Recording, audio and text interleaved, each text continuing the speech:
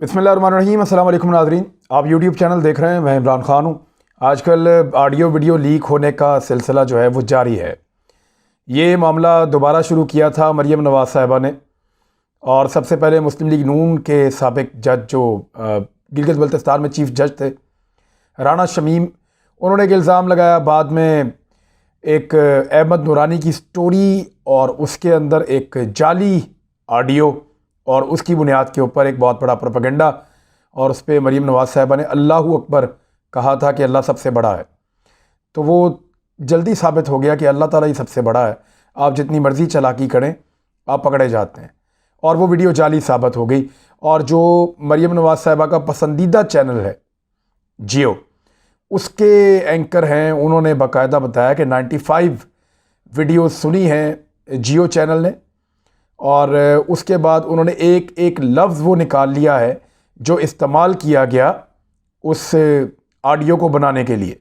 एक जाली ऑडियो है। उस ऑडियो को जहाँ से जिस लेबॉर्ट्री से उसका फोरेंसिक कराया गया, उस लेबॉर्ट्री ने भी ये कह दिया कि आप एक जाली ऑडियो बनाएं, बनाने के बाद उसको किसी और डिवाइस के अंदर कॉपी करें, और जब दोबारा कॉपी करें तो वो कॉपी ला के आप हमें दे दें, तो हम उसको पकड़ नहीं सकते कि क्या ये एक ही दफ़ा में रिकॉर्ड हुई है या मुख्तलिफ टोटे जोड़ के बनाया गया है। बहरहाल टोटों का कारोबार कर रहे हैं आजकल PMLN के लोग मरीम नवाज़ साहिबा की सरबराही में। अभी मरीम नवाज़ साहिबा की लीकेजेस शुरू हो गई है ऑडियोज़ की। पहले एक ऑडियो लीक होती है, फिर दूसरी ऑडियो लीक होती है। पहली ऑडियो में वो बताती हैं जी कि समा TV को, 24 चैनल को और 92 को और दीगर कुछ को वो कह रही हैं जी कि नहीं देने, इश्तिहारात नहीं देने, बिल्कुल ARY को भी इनके इश्तिहार बंद करें बिल्कुल। उसके बाद पता चलता है कि नदीम मलिक साहब से इनको प्रॉब्लम है। वो नहीं चाहती कि नदीम मलिक साहब, आजकल तो नदीम मलिक साहब उनको पसंद होंगे क्योंकि मौजूदा हुकूमत पे भी वो तनकीद कर रहे हैं जैसे वो करते थे पिछली हुकूमत पे। तो उन्होंने कहा जी वो भी पसंद नहीं है, तो इसलिए भी समा को ऐड नहीं देने। और बाद में फिर झूठ बोला कि जनाब मैं तो ये मीडिया सेल की बात कर रही थी जो अपनी पार्टी का था, उसके इश्तिहार वो तो थे ही नहीं उस वक्त। और मरीम नवाज़ साहिबा की ये वीडियो जो है ये 2015 की थी वो ऑडियो। बाद में वो साबित हो गया कि उस वक्त वो चैनल ही नहीं बने हुए थे जिन चैनल्स का वो 2009 में कह रही थी मैंने नाम लिया है। यानी मैंने 2008 में और 2009 में चैनल 92 का और चैनल 24 का नाम लिया, ये मरीम नवाज़ साहिबा ने कहा। मरीम औरंगज़ेब साहिबा ने इसकी गवाही भी दी। लेकिन ये दोनों चैनल लॉन्च ही 1 फरवरी 2015 में हुआ, और एक उसके बाद दोनों की लॉन्चिंग ही 2015 में होती है। ये कैलिब्री फॉन्ट वाली गलती दोबारा मरीम नवाज़ साहिबा ने की है। ये जब भी ऐसा कुछ करते हैं पकड़े जाते हैं और सियासत को मज़ीद गंदा कर देते हैं। अब उनकी एक नई ऑडियो आई है। ये ऑडियो पहले वाली ऑडियो से भी ज़्यादा ख़तरनाक है। इसका पूरा पोस्टमार्टम किया, मैं आपको बताऊंगा कि ये ऑडियो किस वक्त की है, ये क्या हुआ था जब मरीम नवाज़ साहिबा को इस तरह की बात करनी पड़ी थी, और इसके अंदर सही और गलत क्या है। ज़रा पहले आप ये ऑडियो सुने, ये बड़ी इंटरेस्टिंग ऑडियो है, ये मैं प्ले करने वाला हूँ, चंद सेकंड की है, सुन लें आप। बात की तो उस तरह से नहीं हो रहा था। फिर मैंने मीर शकील साहब से पर्सनली बात की। मैंने कहा ये ज्यादती है, आप दोनों तरफ के फैक्ट्स दिखा रहे हैं। आपको ये बताना चाहिए कि इमरान खान ने बगैर तस्दीक के झूठ बोला, उसके बाद उसी झूठ को इमरान खान ने ना सिर्फ दोहराया बल्कि उसने 10 बातें अपने पास से ऐड कर ली। तो मैंने कहा ये आपको करना पड़ेगा, तो उसने किया। फिर मैंने मियां आमिर से भी कहा, मियां आमिर ने कहा आप देखिए मैं करता क्यों इसके साथ। तो अल्लाह का शुक्र है हमने उसको झूठा साबित कर दिया आज। ये आपने सुन लिया जी। अब जरा इसका पोस्टमार्टम कर लेते हैं। एक तो जब पनामा केस आया तो इमरान खान साहब वाहिद आदमी थे जो इस पे लड़ रहे थे PMLN के साथ, और वो ये कह रहे थे कि नहीं ये गलत हुआ है, मियां नवाज शरीफ साहब को जवाब देना पड़ेगा कि उन्होंने लंदन में प्रॉपर्टीज़ कैसे बनाई। उनके ख़ानदान का ये कहना था कि उनके बच्चों ने बना ली, लेकिन जब वो प्रॉपर्टीज़ बनी उस वक्त बच्चे जो हैं वो बालग ही नहीं हुए थे, छोटे छोटे बच्चे थे, और उन्होंने इतने पैसे कैसे बना लिए उस वक्त। और ये तो शुरू से उन प्रॉपर्टीज़ में रहते हैं, सारे सियासतदान जानते थे। तो मियाँ साहब और उनका बयानिया बुरी तरह पिट गया। इन्होंने बहुत ज़्यादा झूठ बोले अदालतों में, कभी कतरी खत ले आए, कभी कैलिब्री फॉन्ट ले आए, कभी कुछ, और कभी ये कहा कि ये हैं वो ज़राए। तो वो सारा फारिग हो गया मामला। मनी ट्रेल नहीं दे पा रहे थे। और आपको पता है कभी JIT की रिपोर्ट आ रही थी, कभी एक अदालती फैसला आता था, कभी कोई और चीज़ हो जाती थी। JIT बनने पर इन्होंने मिठाइयाँ बांटी थी।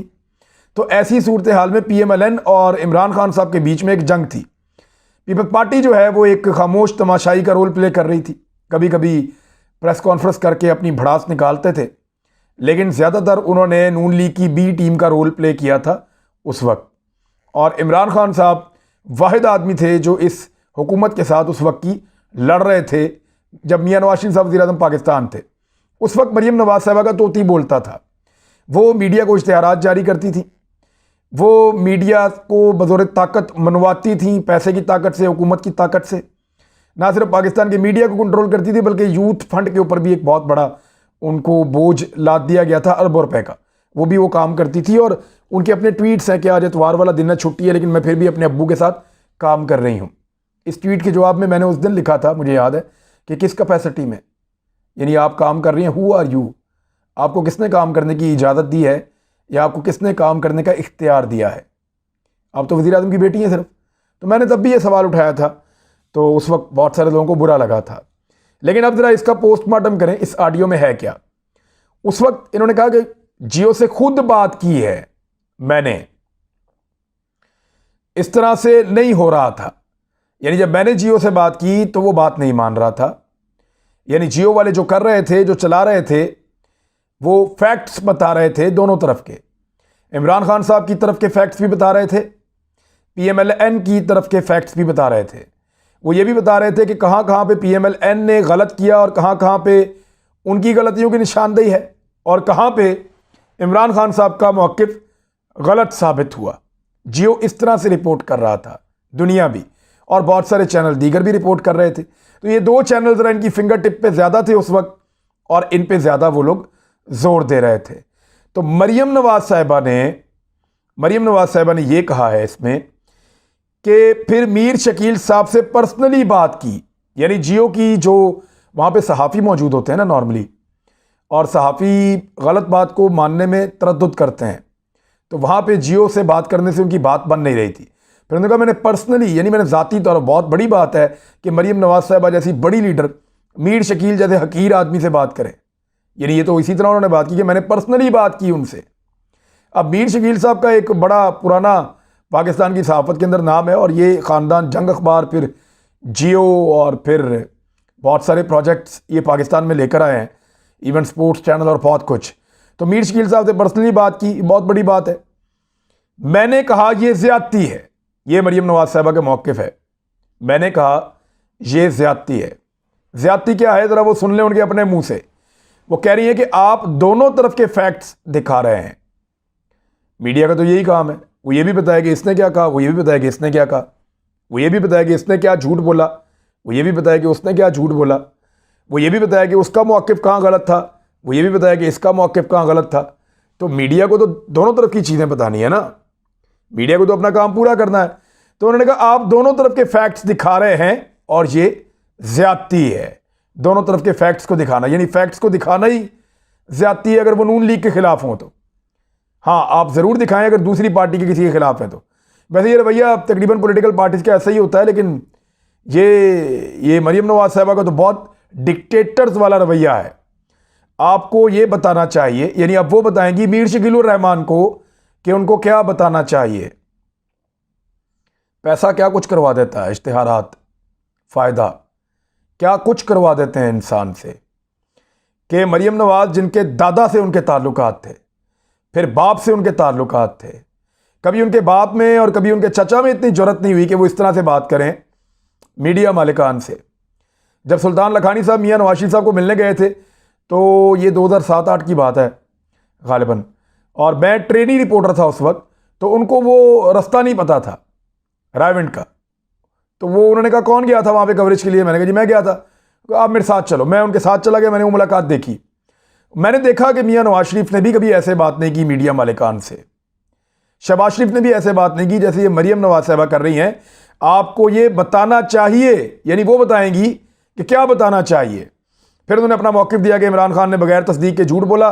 उसके बाद इमरान खान ने इसी झूठ को ना सिर्फ दोहराया बल्कि उसने 10 बातें अपने साथ अपनी तरफ से इसके पास ऐड कर ली। यानी इन्होंने अपना मौक़िफ़ पेश किया मीर शकील को कि आपको ये बताना चाहिए और ऐसे खबर देनी चाहिए इमरान खान के हवाले से, और मैं बताऊंगी जी आपको क्या बताना है। यानी ये मेरे लिए ये बड़ा शॉकिंग सेंटेंस है उनका। फिर उन्होंने कहा कि, तो मैंने कहा कि ये आपको करना पड़ेगा, ये है थ्रेट, ये है अथॉरिटी इंडिपेंडेंस ऑफ मीडिया के ऊपर। यानी आज़ाद मीडिया के लिए जो इनकी जिद्दोजहद है, जो एक अलमबरदार बन के खड़ी हुई है मरीम नवाज साहिबा मीडिया की आज़ादी की, ये उनके अल्फाज हैं कि आपको ये करना पड़ेगा क्योंकि हम आपको इश्तिहार दे रहे हैं सबसे ज़्यादा पाकिस्तान में। आपसे ज़्यादा इश्तिहार हम पाकिस्तान में किसी को नहीं देते। चैनल्स चाहे आपसे ज़्यादा परफॉर्म करें, लोग उनको ज़्यादा देखें, लेकिन सबसे ज़्यादा इश्तिहार आपको मिल रहे हैं। लिहाजा क्योंकि हम पैसा डाल रहे हैं तो आपको वही करना पड़ेगा जो मैं कहूँगी। फिर उन्होंने अपने मुंह से कहा, मैं तो नहीं कह रहा, आपको ये करना पड़ेगा। तो उसने किया। यहां उन्होंने मीर शकील के बारे में कहा उसने किया, यानी बाप की उम्र का आदमी है लेकिन इस तरीके से वो कह रही कि उसने किया, आपको ये करना पड़ेगा वरना, यानी यहां पे तो धमकी है सीधी सीधी। इसके बाद फिर मैंने मियां आमिर से भी कहा, तो मियां आमिर ने कहा कि देखें मैं क्या करता हूं उसके साथ।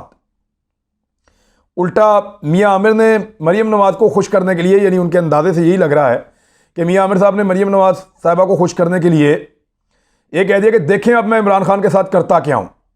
ये वैसे मियां आमिर साहब के लिए एक बड़ी सीरियस बात है। मैं एक्चुअली उनके साथ काम कर चुका हूं, ऐसा मुझे तो महसूस नहीं हुआ, यानी मुझे उन्होंने कभी ऐसा नहीं कहा कि ये वाला काम जो है वो ज़रूर ऐसे करना है।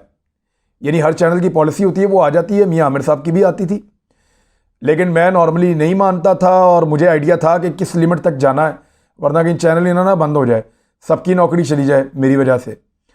तो मैं वो अपना काम करता रहता था, कभी ऐसा हुआ नहीं कि उनको कोई प्रॉब्लम आ रहा हो इसमें या उन्होंने इसकी वजह से मेरे साथ कोई इस तरह के सख्त अल्फाज बोले हों। लेकिन ये इस पर मियां आमिर साहब को ज़रूर बात करनी चाहिए और उसको क्लियर करना चाहिए कि क्या मरीम नवाज साहिबा इस अथॉरिटी के साथ उनसे बात कर सकती हैं, और क्या उन्होंने इस बात की यकीन दहानी करवाई थी कि देखें मैं इमरान खान के साथ करता क्या हूं। फिर मरीम नवाज साहिबा ने कहा कि तो अल्लाह का शुक्र है कि हमने उसे झूठा साबित कर दिया आज। अच्छा, ये अल्लाह का शुक्र अदा कर रही हैं। मैं हैरान होता हूं कि इस खानदान का तकिया कलाम है अल्हम्दुलिल्लाह, यानी अल्लाहु अकबर, माशाअल्लाह, शुक्र अल्लाह। अभी ये जो साकिब निसार की जाली ऑडियो बना के डाली है उस पर अल्लाहु अकबर लिखा है इन्होंने, और अल्लाह ताला का नाम ये इस्तेमाल करते हैं। ऐसी चीज कैलिबरी फ़ॉन्ट में भी अल्लाह का नाम इस्तेमाल कर रहे थे। उसके बाद जब इन्होंने झूठे दावे किए तो हर जगह पे अल्हम्दुलिल्लाह इस्तेमाल कर रहे थे। वो फ्लैट जो सारी ज़िंदगी कभी तस्लीम नहीं किए, हुसैन नवाज ने कहा अल्हम्दुलिल्लाह वो फ्लैट्स हमारे हैं। यानी अल्लाह के नाम को ये ऐसे इस्तेमाल करते हैं जैसे कोई फ्राडिया दुकानदार नहीं होता जो सामान बेचने के लिए, ख़राब सामान बेचने के लिए कस्में खा लेता है। ये इस तरह अल्लाह ताला का नाम इस्तेमाल करते हैं, डर भी नहीं लगता है इनको, यानी झूठी कस्में खा के ये तकिया कलाम की तरह इस्तेमाल करते हैं अल्लाह ताला के नाम को। तो एक तो ये क्लियर हो गया कि ये सारा मामला था क्या और किस तरीके से पैदा हुआ, और मरीम नवाज साहिबा की मज़ीद ऑडियोज़ और वीडियोज़ भी मौजूद हैं। अब मैंने आपको एक आधी वीडियो के बारे में बताया भी था, और कुछ ऑडियोज़ भी आएंगी। मरीम नवाज साहिबा को पहले भी ये समझाया गया था, और उनको जिन लोगों के साथ ये बातचीत करते हैं उन्होंने कहा था कि इस तरह के गंद में आप मत जाएं, ऐसी गलत चीज़ें आप लोग मत करें। लेकिन कुछ मेहरबान हैं जिनके पास ये चीज़ें मौजूद हैं। जब उनको ये महसूस होता है कि वो ज़्यादती कर रहे हैं, जाली वीडियोज़ ऑडियोज़ निकाल रहे हैं और उनकी बुनियाद के ऊपर रियासत के अंदर इंतशार फैलाने की कोशिश कर रहे हैं, तो फिर ये चीज़ें मजबूरन सामने लानी पड़ती हैं।